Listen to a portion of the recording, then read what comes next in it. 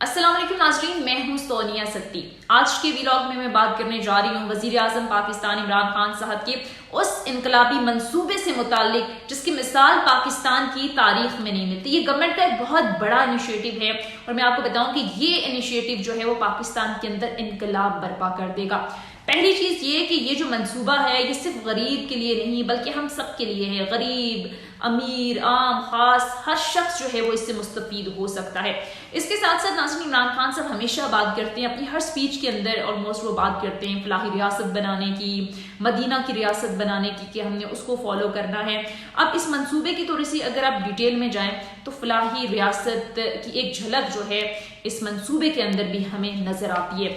ایک چیز یہ، دوسری یہ کہ ہر طرف آپ عمران خان صاحب کے حوالے سے یا گورنمنٹ کے حوالے سے بڑی بات ہو رہی تھی کہ گورنمنٹ بہت زیادہ مشکل میں آ گئی ہے، مہنگائی ہے، عوام پی ڈی ایم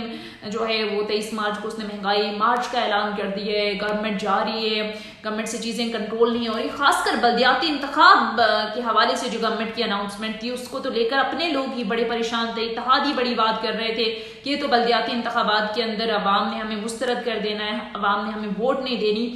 اب وزیر اعظم عمران خان صاحب کی جانب سے یہ جو انیشیٹو لیا کہ اس کی ٹائمنگ بھی بڑی امپورٹنٹ ہے۔ اب سیاسی اس کے کیا فائدے اس حوالے سے تو ہم بات کریں گے، لیکن پہلے ذرا آ جاتے ہیں کہ یہ صحت کارڈ بیسیکلی ہیں کیا، یہ سہولت بیسیکلی ہے کیا۔ اب ناظرین، پنجاب جو کہ پاکستان کا ایک بہت بڑا صوبہ ہے، سب سے بڑا صوبہ ہے، لگ بھگ 12 کروڑ کی آبادی کا یہ صوبہ ہے۔ اب ہر شخص کے لیے، چاہے امیر ہے چاہے غریب ہے، ہر خاندان کو 10 لاکھ روپے تک مفت علاج کی سہولت اس کے تحت میسر ہوگی، اور کسی بھی ہسپتال میں آپ چلے جائیں۔ اب ناظرین، کہا جا رہا ہے کہ یہ صرف صحت کارڈ نہیں ہے کہ آپ کو صرف ہیلتھ کوریج مل رہی ہے، بلکہ اس منصوبے کے تحت ایک پورا سوشل چینج آپ کو نظر آئے گا، ایک سوشل چینج آئے گا ہیلتھ سیکٹر کے اندر، نظام اس کے تحت بدل جائے گا۔ مثال کے طور پر میں آپ کو مثال دیتی ہوں کہ بہت سارے لوگ ہمارے ارد گرد، آپ نے بھی دیکھا ہوگا اور میں نے پرسنلی میرے اپنے سرکل کے اندر بہت سارے ایسے لوگ ہیں جو ایسی بیماریوں کا بعض اوقات لاحق ہو جاتے ہیں، ایسی بیماریوں کا شکار ہو جاتے ہیں جن کا علاج پاکستان کے اندر بہت مہنگا ہے اور باہر جانا تو وہ افورڈ نہیں کر سکتے، اور پاکستان کے اندر جو ہے چونکہ آپ کو پتہ ہے کہ ہماری آبادی کا ایک بہت بڑا حصہ جو ہے وہ خط غربت سے بھی نیچے زندگی گزار رہا ہے۔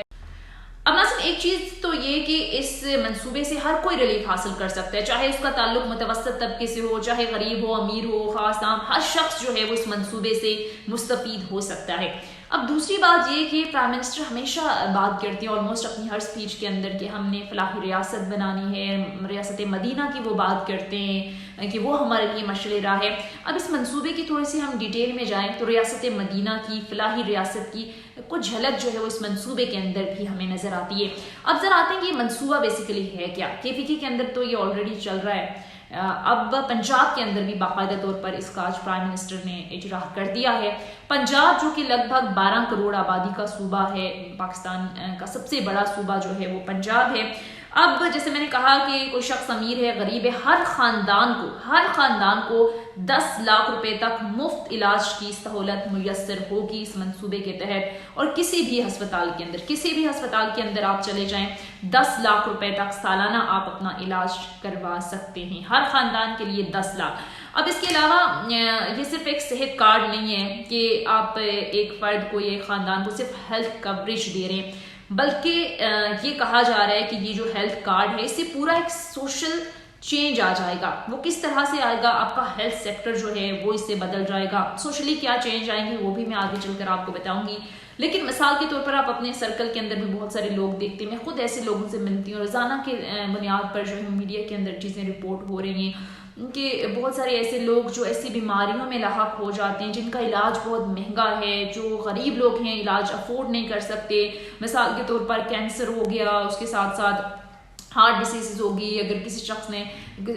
اسے جو ہے وہ ہارٹ کا مسئلہ ہے، اس نے بائی پاس کرانا ہے، پھر جگر ہو گیا، ذیابیطس ہو گیا، گردوں کے امراض ہو گئے، پھر سب سے اہم چیز گائنی جو حاملہ خواتین ہوتی ہیں ان کے بھی بہت سارے مسائل ہیں، تو اس کارڈ کے اندر یہ سب مسائل کور ہو جاتے ہیں۔ اب یقین کیجئے متعدد بہت ساری ایسی بیماریاں ہیں جیسے میں نے کہا کہ ان کا علاج مہنگا ہے، اور بہت سارے لوگ جو ہیں وہ اس ڈر سے ہی ہسپتال نہیں جاتے کہ ان کا علاج اتنا مہنگا ہے، ہم تو اپنی روزی روٹی پوری نہیں کر سکتے، ہم تو 2 وقت کا کا کھانا بمشکل کھاتے ہیں تو پھر علاج کے لیے ہم کیسے اتنے پیسے جمع کر کے اپنا علاج کرا سکتے ہیں. اب KPK کے اندر جیسے یہ چل رہا ہے تو بہت ساری چیزیں KPK کے اندر بھی سامنے آ رہی ہیں کہ اب پہلے سے